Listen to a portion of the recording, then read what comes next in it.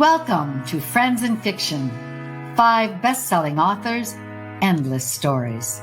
Friends in Fiction is a Facebook Live program with 5 best-selling novelists whose common love of reading, writing, and independent bookstores bound them together with chats, author interviews, and fascinating insider talk about publishing and writing. These friends discuss the books they've written, the books they're reading now, and the art of storytelling. If you love books and you're curious about the writing world, you're in the right place. Best-selling novelists Mary Kay Andrews, Kristen Harmel, Christy Woodson Harvey, Patty Callahan Henry, and Mary Alice Monroe are 5 longtime friends with more than 80 published books to their credit. At the start of the pandemic, they got together for a virtual happy hour to talk about their books, their favorite bookstores, writing, reading, and publishing in this new uncharted territory. They're still talking, and they've added fascinating discussions with other best-selling novelists. So join them live on their Friends and Fiction Facebook group page every Wednesday at 7 p.m. Eastern, or listen and view later at your leisure on their podcast or on their website at www.friendsandfiction.com. Welcome to Friends in Fiction. I'm Mary Alice Monroe, and my latest novel is On Ocean Boulevard. I'm Mary Kay Andrews, and my latest novel is Fellow Summers. I'm Kristen Harmel, and my latest novel is The Book of Lost Names. I'm Christy Woodson Harvey, and my latest book is Feels Like Falling. And I'm Patty Callahan Henry, and my latest is Becoming Mrs. Lewis. And sometimes we forget how to go in alphabetical order. I was gonna say, that's the hardest part. Like, we can handle the show now, just not the alphabetical order. And we're all about that. And this, my friends, is Friends in Fiction. For tonight, we are so thrilled to be diving into our fall season with the perfect author to have you cuddling up under a comfy throw and turning pages to the wee hours of the morning. We have with us the queen of forensic mysteries, Kathy Reichs. And it's really hard to write an intro for this woman because her accomplishments are mind-boggling. You have to go to her website to read the entire impressive list. But tonight, I'll give you just a brief glimpse on the amazing Dr. Reichs. We all know Kathy Reichs as the author of the uber-successful Bone series with Temperance Brennan. Also, the very popular Bone TV series with an astounding 246 episodes over 12 seasons. I mean, think about that. I know I see it all the time. There are 26 books in the series, and number 27, The Bone Code, will be out in March 2021. Kathy has also co-authored the young adult series called Virals with her son, Brendan Reichs. Now, Dr. Reichs received her bachelor's degree in anthropology from American University and her master's and PhD in physical anthropology from Northwestern University. She is one of only 100 forensic anthropologists ever certified by the American Board of Forensic Anthropology, and that's saying a lot, and her experiences are impressive. To name a few, Dr. Reichs traveled to Rwanda to testify at the UN Tribunal on Genocide. And this is very emotional. She assisted in the recovery of remains at the World Trade Center following the 9/11 terrorist attacks. Kathy brings all this extensive knowledge to her fiction. And is it any wonder why her books are instant bestsellers worldwide? So welcome, Kathy Reichs. Hey, hi, Kathy. Welcome. We're so glad you're here. Well, thank you. I'm glad to be here. Thank you. Well, we get to begin asking you all our questions, and then we'll pull questions from the audience. But first, Park Road Books. As you all know, we are passionate supporters of independent booksellers. Tonight, our guest, Kathy, chose her favorite bookstore, Park Road Books, in Charlotte, North Carolina. And tonight, they're offering a 10% discount on Kathy Reichs' A Conspiracy of Bones, as well as the titles of our new fictions. And also select paperbacks as well, so check out the website. The link to the bookstore is posted on the Friends and Fiction page. All right, Kathy. A conspiracy of bones. It's like, get ready. Here comes the first question. A conspiracy of bones came out in March. And so, like the rest of us, your book tour was canceled. And that coronavirus kind of took us all for a ride. And as we've often talked about on this show, that's how the spark for Friends in Fiction actually began. We came together during lockdown and started this show. Now, summer's coming to an end, or it's actually over, and we're sort of moving into the new normal.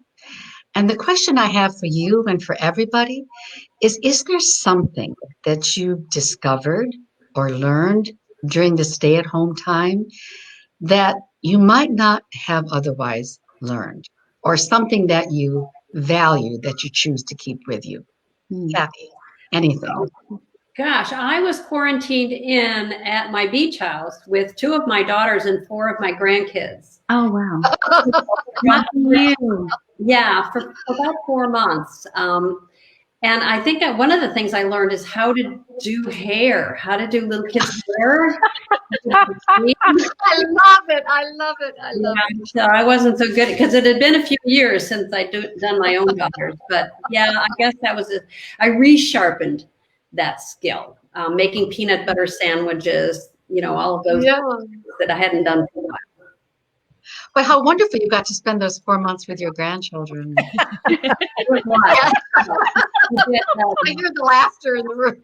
Yeah, fortunately, it was a pretty big house. I subsequently sold that house and moved out, but yeah, so Leave the kids behind. we were able to spread out, so that helped a lot. And there was the beach and the pool and that. So. Well, I just have to point out that during that 4 months, we're a few blocks apart, and I was up in North Carolina. We never saw each other. That's true. Not once. All right, I'd love to ask that same question. Kristen, how about you? Anything that you've learned or discovered that you'd like to keep? Yeah, good question, Mary Alice. I was thinking about it as Kathy was talking. I think one thing I've learned is, we all know that if life gives you lemons, make lemonade saying, right? But I feel like one lesson I've learned during this whole thing is that sometimes life gives you both the lemons and the sugar you need to make the lemonade. And I feel like, and I feel like this is sort of a perfect example of that. I mean, it felt like the world was ending in March, and then this whole thing started, and you guys have been my sugar. I think there's always sweet with the sour in life, and you just have to remember to look for it. Oh, that's sweet. Literally, that was literally. How about you, Mary Kay Andrews? Well, I at the very beginning when we thought, we'll have no food in the stores, I tinkered with bread baking. And after a few efforts, I actually produced a pretty respectable loaf of sourdough. And you can actually see, kind of my process on my Instagram page. I did little videos of it. And then I made actually some really decent made from scratch hamburger buns. And the other thing, one of the other things I found was about 15 extra pounds from all those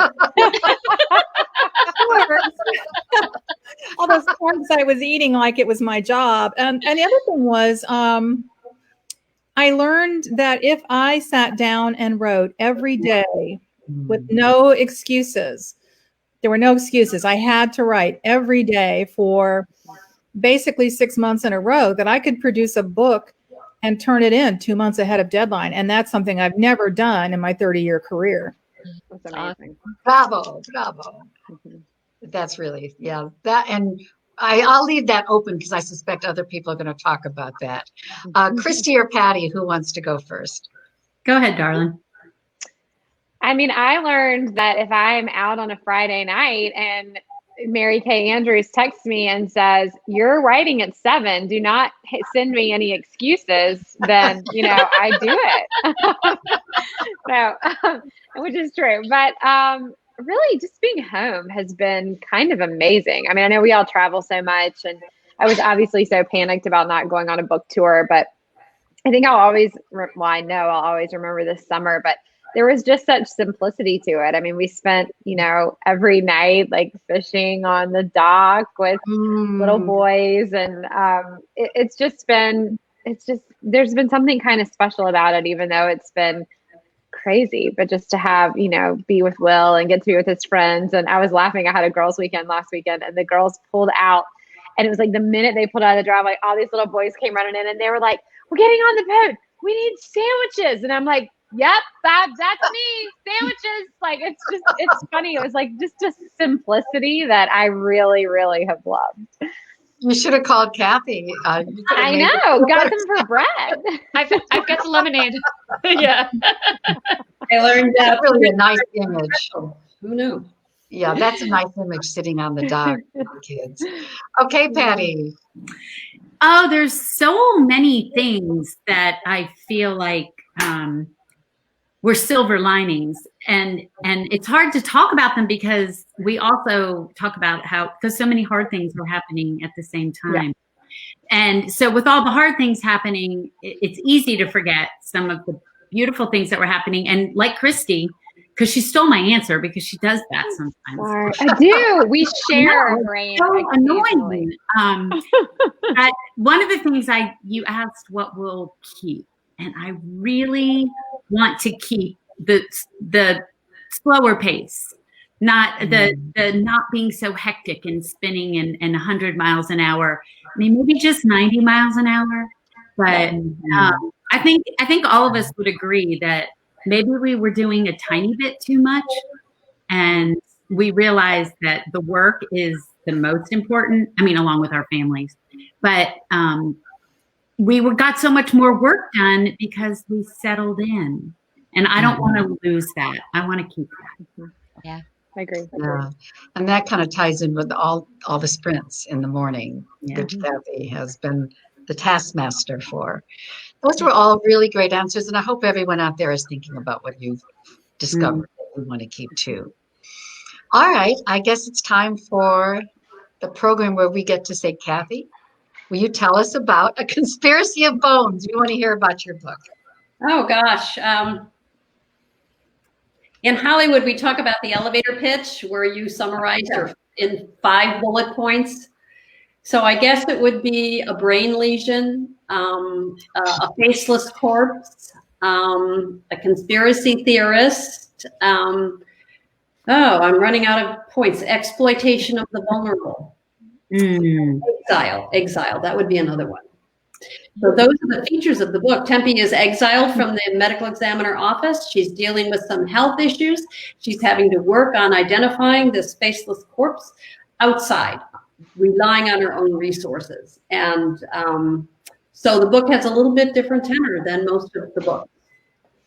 I'll ask you the question, but one of the things I love about it was so personal. And so I'll ask you that, going into that question. It's a great book. Frankly, it's one of my very favorites. It really is. I think you really outdid yourself on this one. It was very powerful. Anyway, so let me ask my question. Are you done talking about the description? I don't want to rush you. I'm trying to keep it concise. I don't know how much we're supposed to ramble on, but as long as you like. Oh, well, you can ask me questions about what I just said. I mean, she's working in style. We learned in the bone collection, that her boss for years and years and years, Tim Larrabee, was murdered. So there's a new medical examiner in Charlotte. There's a new boss in town. And Tempe and this woman have history. And this woman has sworn that she will never, ever work in the ME office again. So that's really hard for our gal. And also the fact that she is recovering from an unruptured cerebral aneurysm, and she's having some lingering effects, and she can't completely, for the first time in her life, she can't completely rely on her own perceptions. What is real and what is not real for her on a personal level.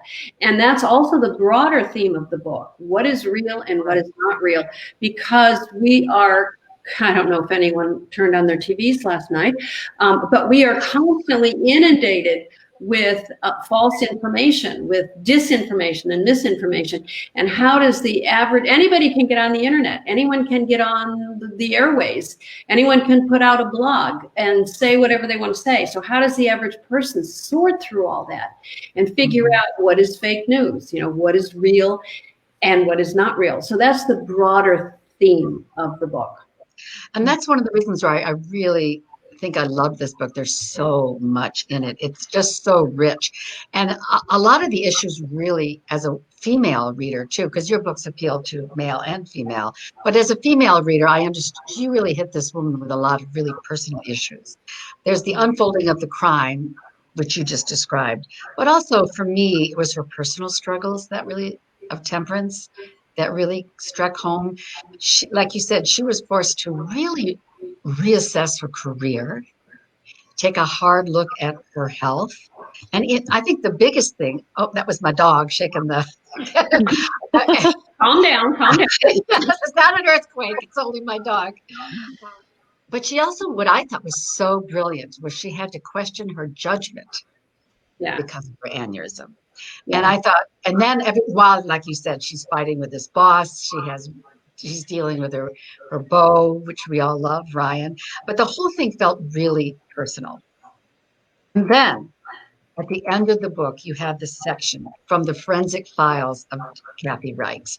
And it's there that you revealed that you had an aneurysm. And I was stunned. I mean, I was absolutely blown away. And the question that came to mind was how much of Temperance Brennan is your fictional alter ego?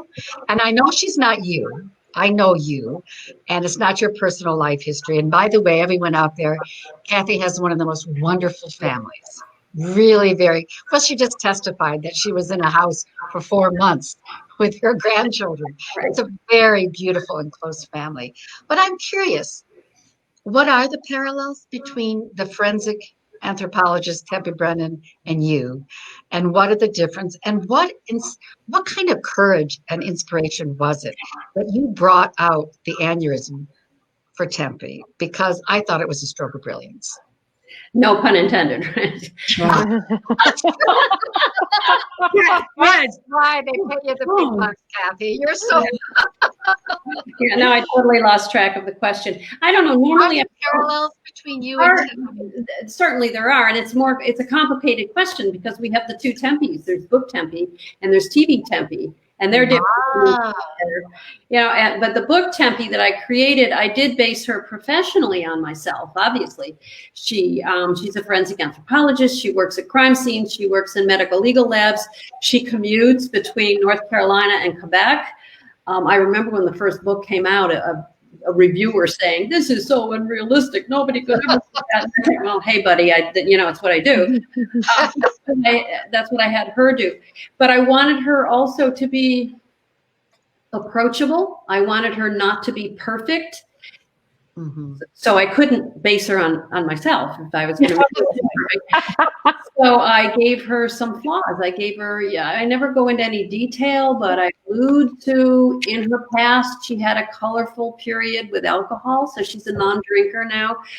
So those are strictly Tempe. Her relationship with Andrew Ryan, which is rocky, on and off, that's strictly Tempe. I am told, my friends tell me that we share the same rather sarcastic sense of humor. That when she says something, they can just hear me saying the same kind of thing.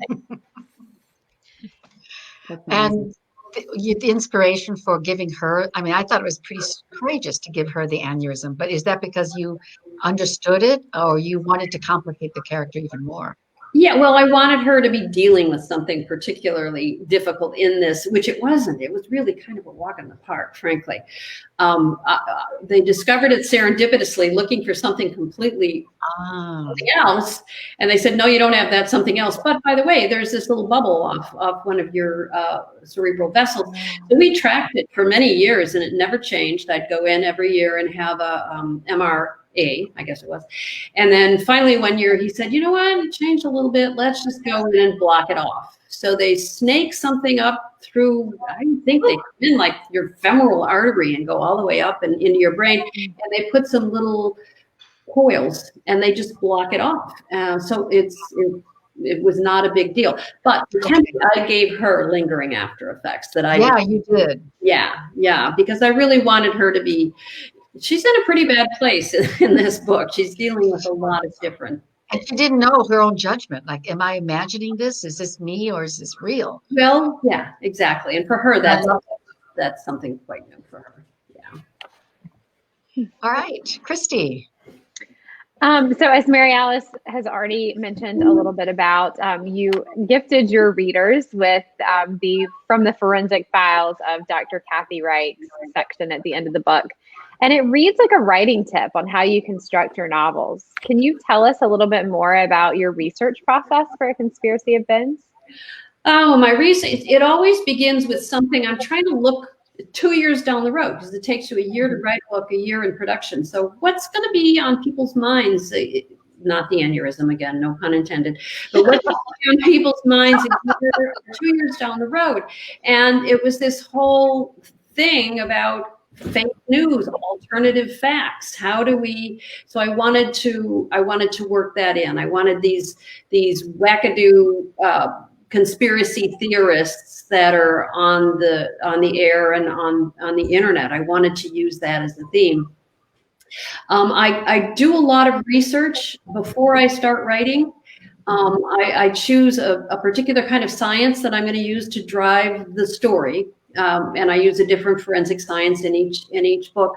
So I research that, for example, creating phenotypic, you can now use DNA to predict hair color, eye color, and skin color, and broad ancestral background, that kind of thing. Well, that's interesting. Why don't we use that? So I'll research that. But then there comes a point where I start writing, and then I write in a linear way. I start with chapter 1, chapter 2, chapter 3. My daughter, Carrie, who was mentioned earlier, I think, if she's in a good mood, she writes the love scene, and if she's in a bad mood, she writes the death scene. You know, I can't do that. That's just wrong. So I do write in a very linear fashion, but it's circular. It's feedback. So as I'm writing, if I just stumble on something and I'll be researching forensic genealogy, but I stumble on something else, I think, oh, that's great. I'm going to use that and incorporate it. And then, of course, you have to go back and make changes earlier in the book. Did that answer? So Yes, absolutely. And I research every single little thing. If I've got her turning left off of Main Street onto 3rd Avenue in Cincinnati, I'll make sure I look it up and make sure you can do that. And it's not a one-way street or whatever. That's fascinating. I mean, and it is an ever-changing field, and that must make it really exciting. There's always something new happening and another step being taken. So it's great. And I'm always looking for those little, either at a professional meeting, going to a presentation, a scientific presentation, or in our journals, looking for those articles that are little articles that are a year ahead of what people are going to be aware of, or some new breakthrough using smell to determine how long someone's been dead, or I think that's good stuff. Let's yeah. But that's the advantage of actually doing the work yourself. That's your field. Yes, and I have the advantage that I work. Well, I pretty much eased out of it because it was too much. I was doing an adult book, a young adult book, and a screenplay every year. So something had to go. So what I let go was the casework. But I still have all my colleagues. I can still phone them up or go to the lab and walk down the hall and ask them about, mitochondrial DNA and cat hair or whatever it is I want to know. That's a big advantage. Wow. Mind-boggling question. I know you have a question. Yeah, Kathy, you mentioned Carrie, your daughter, and I actually first met you years ago through Carrie. And I remember being really struck at the time by the closeness of your family. So, of course, Mary Alice mentioned earlier that you've co-written a young adult series with your son, Brendan. and I've known Carrie for years. So for all of you out there who don't know Carrie Reichs, she's a writer too, and her 2012 novel, What You Wish For, is one of my favorites, and it's one I think this group would really enjoy. I think it's right up the Friends in Fiction alley, so check that one out. Kathy, Carrie's also one of the strongest, most inspiring women I know. I just think so highly of her. So in any case, they've both carved out their own corners of the writing world, and they've completely succeeded on their own, but I know they've worked on projects with you too. Can you talk a little bit about what it's like to have them following in your footsteps a little bit as writers, and also what it's been like to work with them as colleagues? Because I know you've collaborated with both of them. Yeah, and they're both very strong personalities. They're both attorneys. So when you're working, Carrie and I wrote screenplays together. We wrote four episodes of Bones together. And Brendan and I wrote 6 young adult, the viral series. So we had a way of doing it, of divvying it up. And then we would have, more so with the books, we would have our editorial meetings and discuss our creative differences. I would edit his work, he would edit my work, and then we would go in my office, close the door, and discuss our differences. But we managed to somehow take off the mother-son hat or the mother-daughter hat and just put on the co-author hat. And I think I respected, they're better at certain kinds of writing, certain aspects of writing than I am, and I'm better at some aspects than they are. Brendan is crackerjack at plotting. He's just really good at plotting. And yeah, so we just played off each other's strengths. That's not to say we didn't have disagreements, and then we did it my way. So that worked. Spoken like a mother. Mother knows best. Yeah. That's awesome. Well, I have all the book covers in my office in Charlotte, framed and lined up on a high shelf, kind of circling my office. And if Brendan would say, "Well, why should we do it your way? What makes you think you know more about writing than I?" And I would just point to the 19. Yeah, well, okay, whatever. There you go. I love it. Awesome. I can see you do that too. I love Patty, that. Kathy, I think it is so fascinating that you write with your kids. And so it's obvious that they've watched you write, you've instilled this in their lives. But I'm really curious, and it's a question we try to ask every guest, but tell me about your family growing up, the values around reading and writing with the family you grew up in. Is it different than how you raised your kids with reading and writing? And how would you compare them? I remember a big emphasis on reading growing up. My mother was a big reader. She led, there was this club, national club, I guess, called Great Books. Yeah, I remember that. And she led Great Books discussions on radio primarily, but occasionally on TV as well. So she was a big reader, and she always encouraged us to read. So that was always an important part of growing up. I don't remember much emphasis on writing. I didn't have much interest in, I kept a diary when I was 14. Everybody does that. And you hope to God no one ever finds it later. But but I really avoided literature classes in university. I didn't want any part of that. I took the obligatory, we had to take a 2-course sequence. So I did Introduction to Poetry and Introduction to Fiction. And then I just wanted to be over in the science labs. I just wanted to be taking zoology and physiology and, all the ologies over there. So I really have no training in writing and didn't have much interest in creative writing other than my resume. And then I made a professor at the university, and I was free to do whatever I wanted to do. And I just thought it would, for some reason, all of a sudden, I decided it would be fun to write fiction. I was a nurse before I started writing fiction. And so in college and in graduate school, they were all the ologies. And same as you, I was an avid reader, but I never once thought about writing a book. Yeah. Until I did. So that's why I'm always curious about the background and the values around reading and writing, because I feel like I have this theory, unproven theory, that the more families supported reading and writing, or even just reading and literature in the family, it kind of bubbles up later in life. Yeah, and you can't be a writer if you're not a reader. I No. know. So Yeah. You can try. It's just, you know. All right, Mary Kay. Well, Kathy, you've touched on this a little bit, and you've discussed how in this book you started it at a time when there was a national atmosphere of suspicious and doubt, and fake news and alternative facts. And so it was interesting for me as a former journalist. It was a painful reminder to me of how important independent journalism is in a time like this.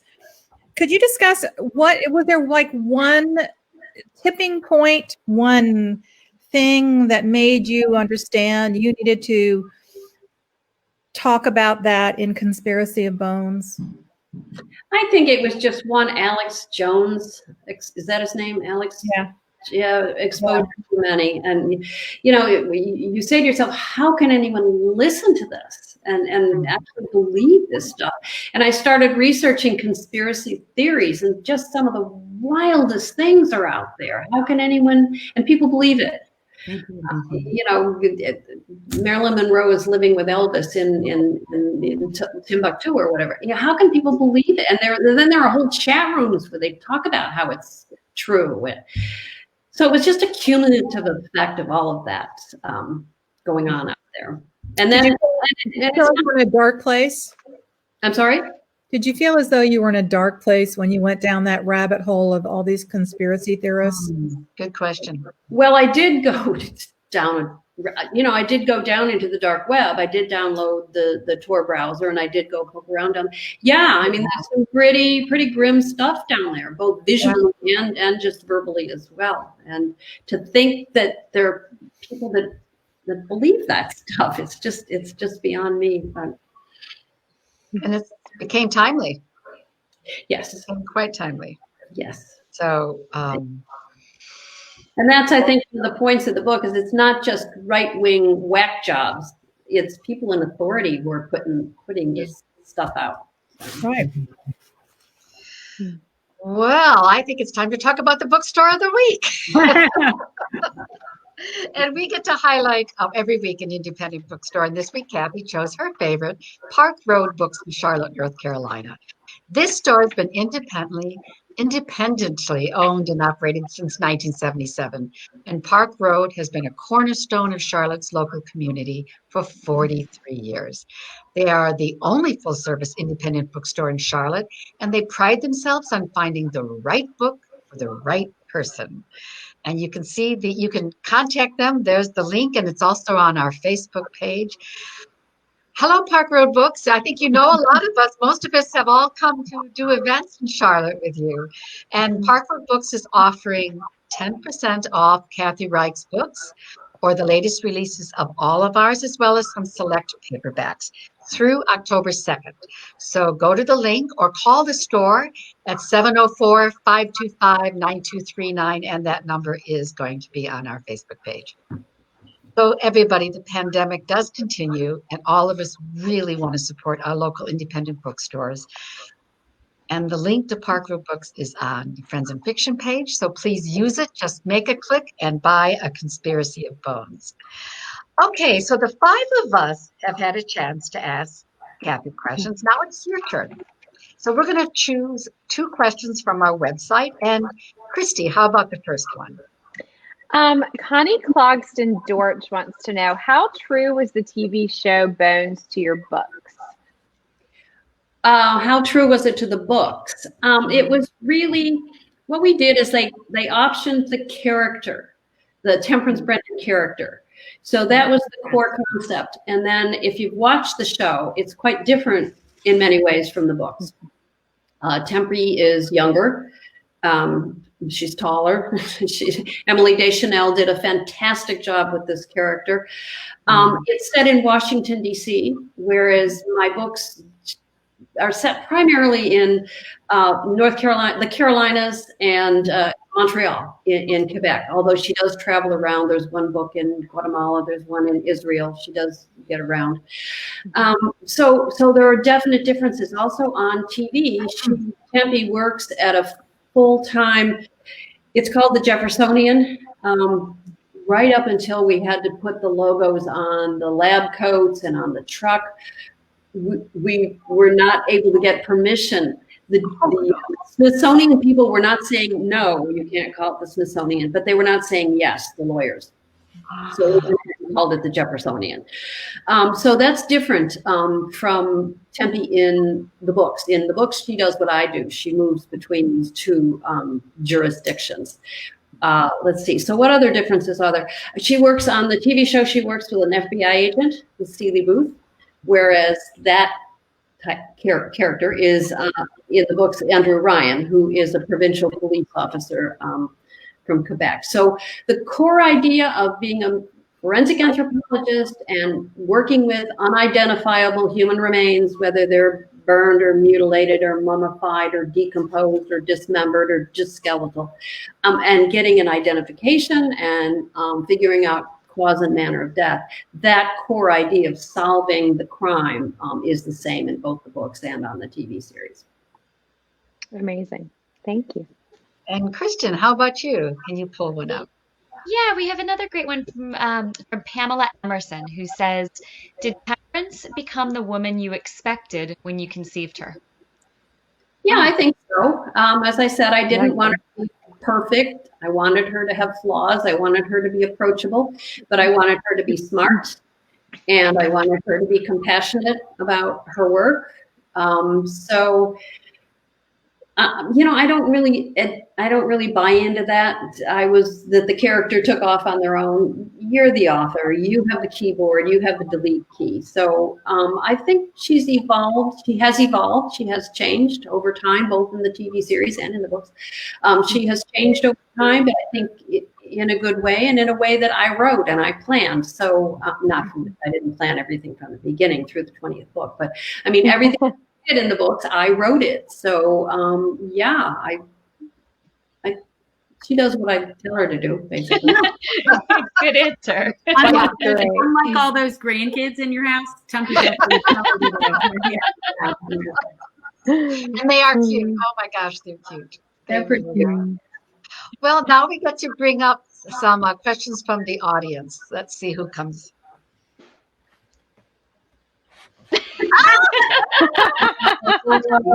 There she is, and there they are. Hi, Hi, Carrie. This is the famous Hi, Carrie. Kathy. Big fan here, long-time reader, first-time caller. I have a couple of questions for you. And first and most importantly, I would like to know what important writing skills that you have learned from your talented and successful daughter and your brilliant grandchildren.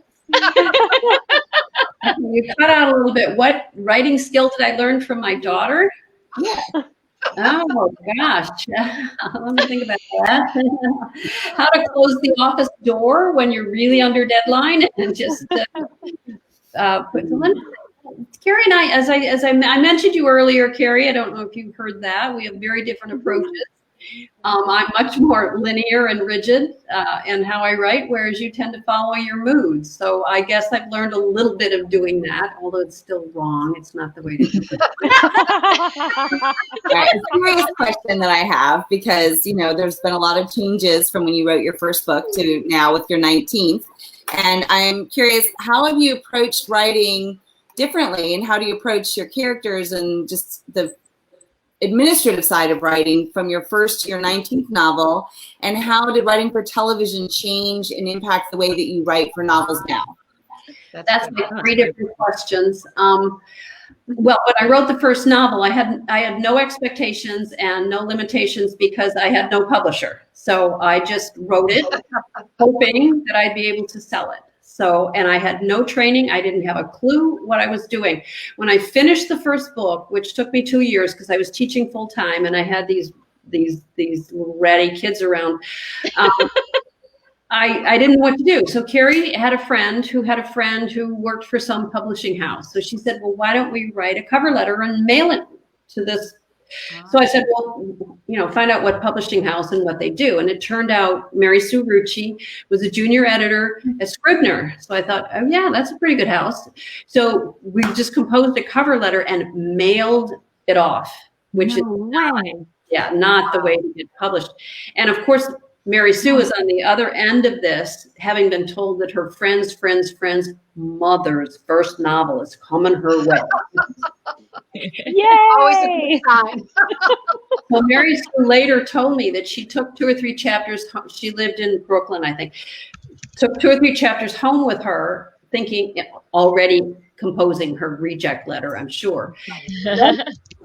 Got in her car, went back into Manhattan, got the rest of the book, took it home and read it and handed it on up the line. And I think I had an offer within 2 or 3 weeks. It was very fast. Wow. That is not the way to go about getting published. So that's just a good indication of how naive I was and how I didn't have a clue what it was I was doing on the first book. 19 books to 20 books. I just got my editorial letter back on number 20. Very minor suggestions. 20 books down the road, I know how the industry works, and I know a little bit more about it, and I go about it in a little more well-informed manner, I think. You still have the same editor? I do not. But I've had great longevity. My first editor was with me for 7 years, and then she retired. And my next editor was with me for another. I've only had 3 editors, so I've been, and it's because they retired. They left me. You wore them out, Kathy. Yeah. I just have to tell everybody those adorable children that we just saw who just skirted off. I don't know where they went. Declan and Hazel. Tell us a little bit about Declan and Hazel. I know Declan's the turtle boy, we called him. He might be growing out of that, Carrie. But he's been to every turtle nest when you guys are on the island. He's been there. I keep waiting to get a really threatening phone call or letter from the turtle people because the pool. I'm in a brand new house. I've only been in it for 2 weeks now, I guess, and I can't turn the pool lights off. So I know. I'm going to get the letter from the turtle ladies because I've got. Well, we only have 1 nest left, and it's not in front of your house, so that's good. You're in the clear this year, but you better learn how to turn those lights off. We'll catch you next year. Yeah, they're going to bomb my house. I'm sure of it. It's a nice house. Where's Carrie? Is she still here? I'm still here. Okay, I've got the script in front of me, and I can't see you. Tell a little bit about your brother. He has a book coming out too. Virals has a new book out, right? He's got a book. I think it's dropped yesterday or today. Yeah. Yeah.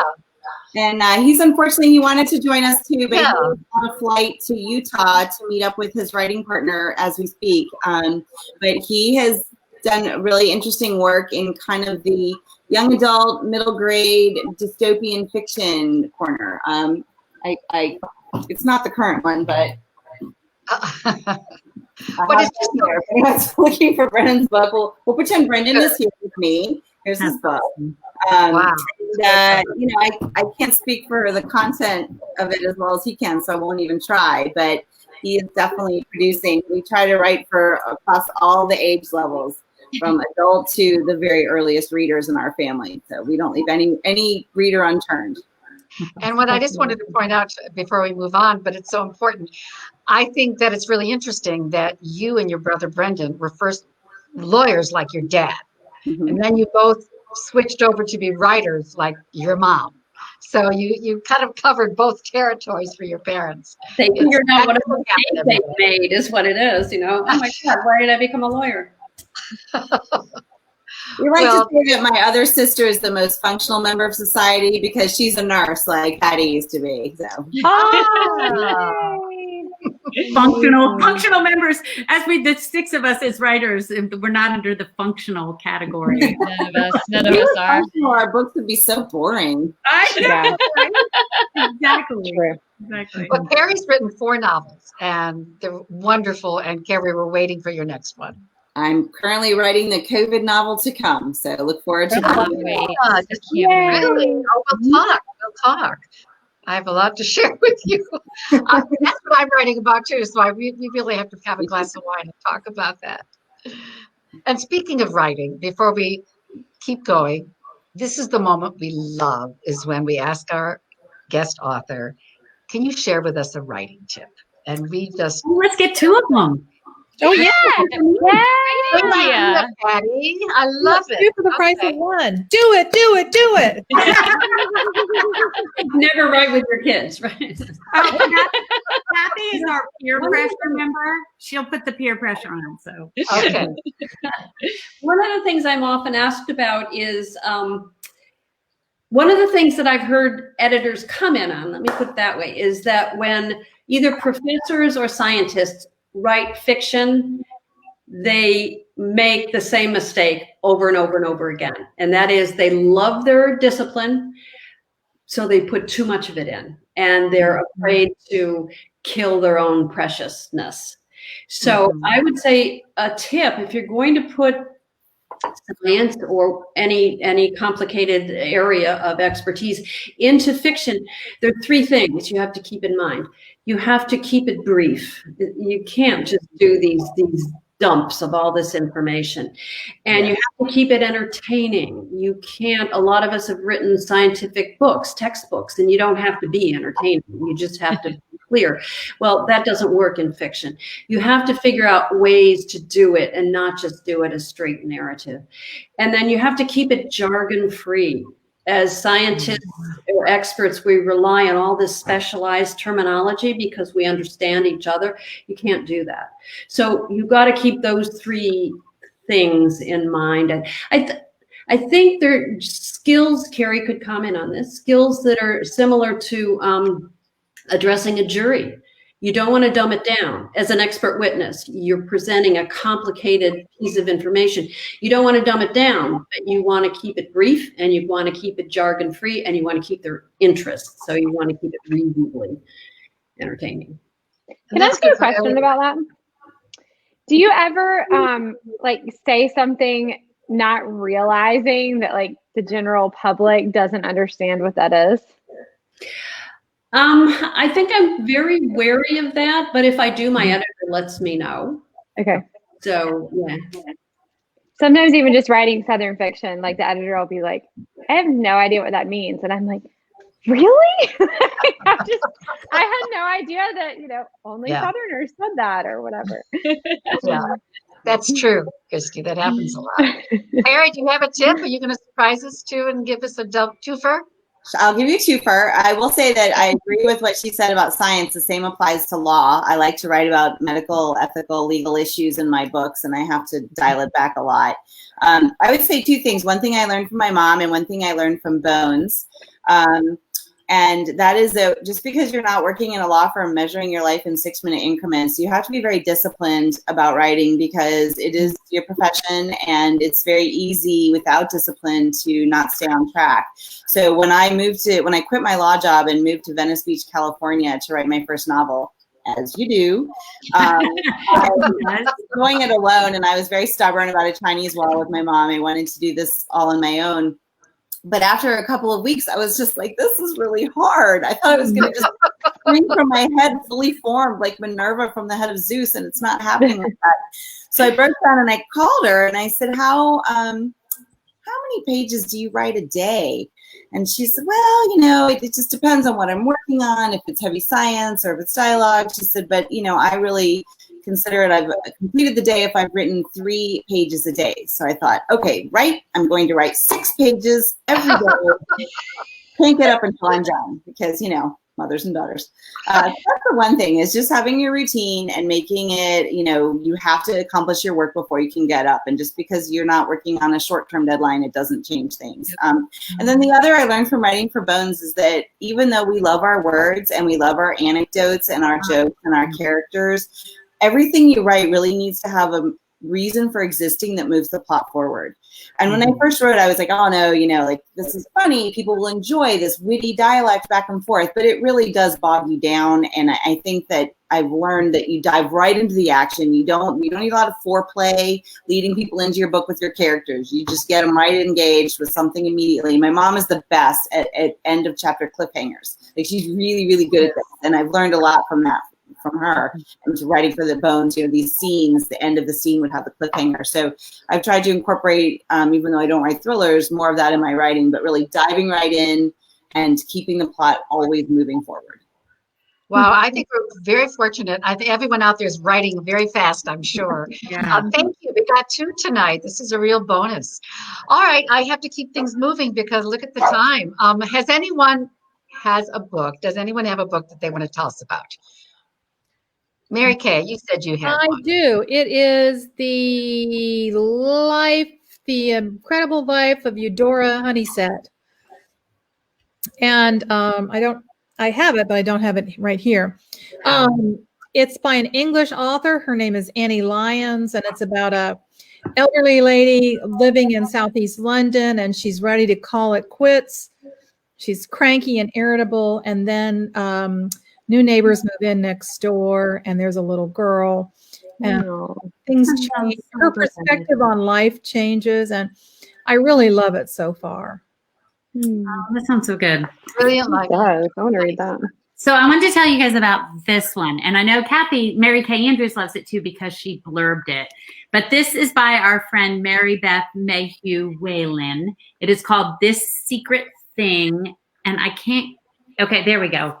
And I think they just did such a brilliant job on the back. This makes me want to read it. It made me want to read it the minute I saw it. Secrets and Lies, Neighbors and Friends. So it's got all the good stuff. Oh, I know, all the good stuff. I like that. And you've got a suburban madam in that book too. Yep. Well, we all love Mary Beth Mayhew Whalen. So good. I'm delighted. So we're charging into fall with a fabulous roster of guests. Sean, cue the video.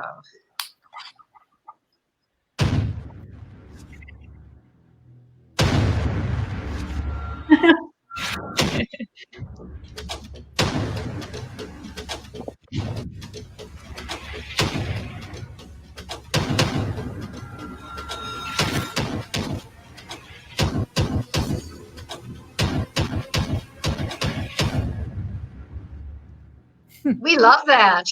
Yay! I like that. That was a lot of fun. That really was. Kathy, I love that your name just opens it with like boom. Boom. Right. The only time my name ever opens anything with a big boom. Yeah. Well, Patty, why don't you tell us about just next week? You're the host.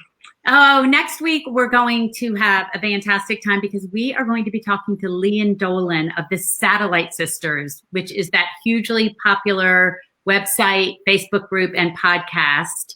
And her new book is called The Sweeney Sisters. And I am the oldest of 3 sisters. And so this book hit me in the exact right place.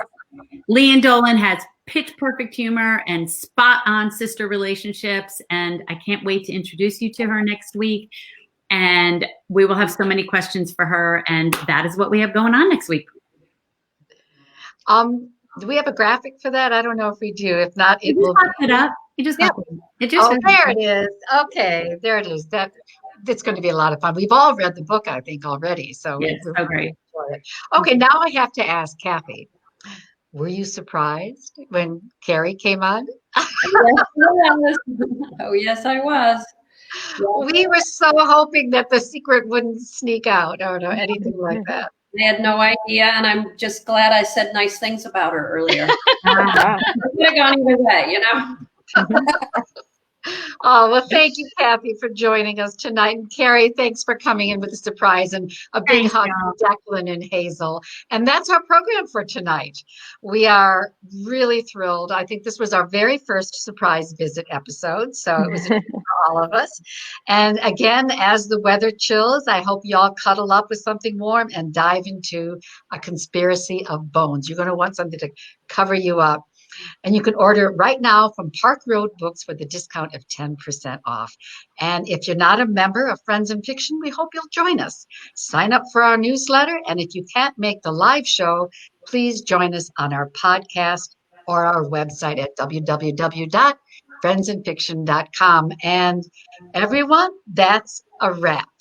Good night. Good night, everybody. Thanks, Carrie. Bye, Thanks, everyone. Kathy and Carrie. Bye. Again. Bye. That was fun. I Fun. worked. It worked. That was a great surprise. It was. That was a really fun surprise. I love that. I love that we're going to be doing that more. Yeah. Spoiler for everyone who's still on here. It's You never true. know who's going to be popping on. That's right. I loved that Declan and Hazel were a surprise to us, though. We didn't know the kids were That's coming. cute. That was a nice. So good. And Nice all thing. the pictures she takes, all the holiday cards, she has those kids there, and they're so beautiful. Yeah. They're beautiful. Yeah. Well Nice behaved. kids, too. And Yeah. speaking of surprises, I had we're at Ebb Tide, we're down at Tybee, and I left the doors to the deck open, and you could see me doing this. Gnats were like chewing my. Oh no. They're so bad right now. They're so bad. I don't ever remember having they're like flies and gnats. I feel like every time we try to eat outside, there are like flies everywhere. And that's Well, kind of we had a big temperature drop this morning, and so it's kind of crisp. But literally, I haven't been outside. I've been holed up in the bat cave. And they're not flies, Sean. They're skin. What did he put up? I just got the end of that. He said MKA versus flies. flies. That's it. That's better. Yeah, the gnats.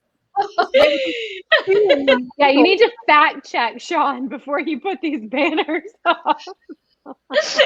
Although Sean's banners make the show, I think. They're the best. The Savannah Sand Gnats, Meg said, which is exactly right. That's hilarious. I love it. I love it. They really do. It always cracks me up. With the Well, banners. we all have kids. Could you imagine writing with your kids? I mean, the whole time she was talking about that, I'm thinking, what if I was writing a book with Megan or Thomas or Brad? Like, it's a totally different relationship. Oh yeah. And being a mom, like Mhm. I've never. The most collaboration I've done with my kids is designing a room. Right? Like, can you imagine just writing a screenplay or a book? Yeah. No. No. Will has always really liked to build stuff, and there are a lot of like architects and builders and stuff in his family. And so when he was little, he was like, "Mom, when I grow up, we can have a show together on HGTV, and I'll build the houses and you can decorate them." And I was like, "Oh, that's so cute. I love That's so sweet. it." Somebody's already done it, so oh well. Oh, What? how dare Yeah. they? Don't forget I know, about right? Friends. I mean, it was such a unique concept. So Meg just typed in our chat, Kathy and Katie, only one of you would come out alive. I know. If you think I'm bossy, You are not bossy. Well, I'm afraid if I started writing, with my girls, it'd be each one's so different. I would have a completely one would tell me, "You're an idiot. This is the way it's going to be," and the other would be, "Mom, you're so good. Whatever you want." So I'll let you guess who's who. No, I don't have any problem with that. I know. we've talked about my granddaughter Molly, who's 11, and Griffin's a little bit interested, but we have an idea for a book we'd like to write together. But we all we have is a plot and That's pretty good. That's pretty good. Well, I mean, we don't even have a plot. We have the name, the title, and we have this little tiny shrimp boat that we want to write about. Oh. Oh, good idea. I'll read that. Well, Dorothea Benton Frank and her daughter wrote That's right. that Teddy Spaghetti together right before she passed. Yeah. Yes, Yeah, yes, that's right. yes, yes. Yeah. Victoria Caruso. Yeah. What about you, Kristen? Are you and Noah gonna write Yeah. together? Noah is just attempting the art of telling jokes now, which he doesn't really get. So he'll say like what's a milk's favorite cup? A cup. But then it sort of makes no sense. But then he'll always say waka waka, and then we walk back up. So I feel like there'd be a lot of like There'd be like jokes that go nowhere, but they'd all end with Waka Waka. And like every other 4-year-old in the country would think they were hilarious. Yes, that's true. That's a good developmental step. The way you get a 4-year-old to laugh is you just put the word fart in it. Oh yeah. Yes, there'd be a lot of that in our collaboration too. Everything poop. Oh, so funny. So funny. So funny. Maybe you could teach him a knock joke, Kristen. We've tried, but everything reverts back to like what's Waka the blank waka. favorite blank? Yeah. Waka Waka. You should write this down because you won't remember it when he's older. You're totally right. You think you will. You'll but never you forget, won't. but you do. And that's why we write novels. because we Totally forget our right. That's a good point. So cute. And you were talking earlier about like words that he mixes up, and there were a few things that I just did not ever want to tell Will because I thought they were so sweet. And Yeah. oh well, now he knows. And then mom brain takes over and you lose it all. That's true. You lose it You're all. right. I do need to write it down. You're right. You Yeah. think you won't lose any of it, and then Can I just But that's text my it to you? dog gives his grandchildren. I'm just gonna text it to you guys, and you can remind me in 20 years, okay? Yeah. yeah. What was that thing that I used to say? Yeah. Oh, we're yeah. saving that text In string. 20 years, I'm going to remember anything. You can visit me in the nursing home and feed me some applesauce, Kristen. Remember, and I'll say, "Who are you?" But you know what? You'll remember Waka Waka. I don't know. Maybe. Hey, waka waka. It's funny what you remember. It really is. I mean, it's so strange. How you spell that? I love that. That's great. Everyone Okay, waka waka, everybody. Waka waka. Bye, guys. Waka. Waka Good night, y'all. Good night, Good night. everyone. Good night, everyone. Good morning. Night. Great show, Mary Alice. Tomorrow is Little Will's birthday, so y'all Oh, come out. Will. You Waka waka well. know.